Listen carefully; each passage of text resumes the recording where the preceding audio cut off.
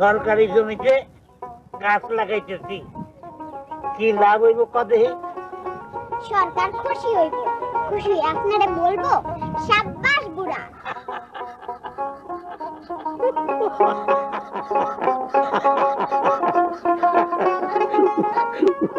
লাগো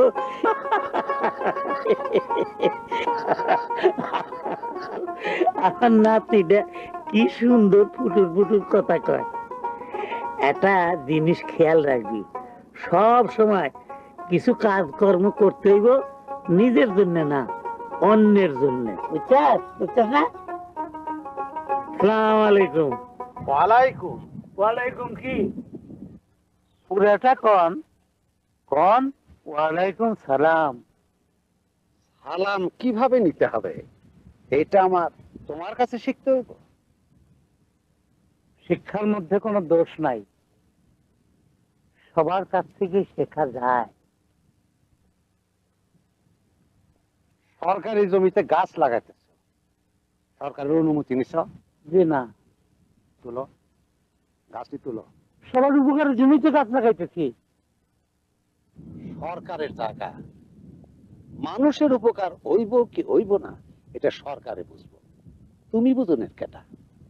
তুলো, গাছ তুলো। এই সামরি, গাছ তুল। সেমনি কোনকে? আমার নাম আমিনা। আরে এইটা দেখি এর দাদার মতোই বেয়াদব, প্রসাদ আর জাল বেশি। হয় শোনো, সরকারি জমির ক্ষতি সাধন আইনের মধ্যে পড়লে তুমি কিন্তু নিরুপায়। হয় শ্যামরি, তোর দাদাই কিন্তু নিরুপায়। তুলবো? এইটা হইলো মূর্খ থাকনের ফল। লোকটা মূর্খ বইলে এই কাজটা করলো। এই জন্যই শিক্ষার দরকার। মানুষ মানুষের দেখে শিখে। একজন মূর্খের আচার আচরণ দেখে 10 জনে সেটা শিখবো, তার ফল ভালো হয় না।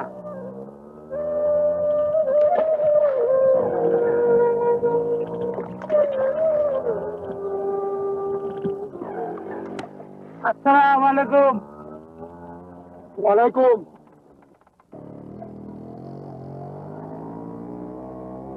ওই দেখছস, মেম্বারের লগে থেকে থেকে হ্যাঁ শিখছে ওয়ালাইকুম। আরে ভালো ভালো জিনিস শেখানোর লিগে ভালো ভালো লোকের সঙ্গে থাকতে হয়। শিক্ষার গুণ জানতে হলে শিক্ষিত লোকের সহবাতের দরকার। বুঝছস বুঝছস না?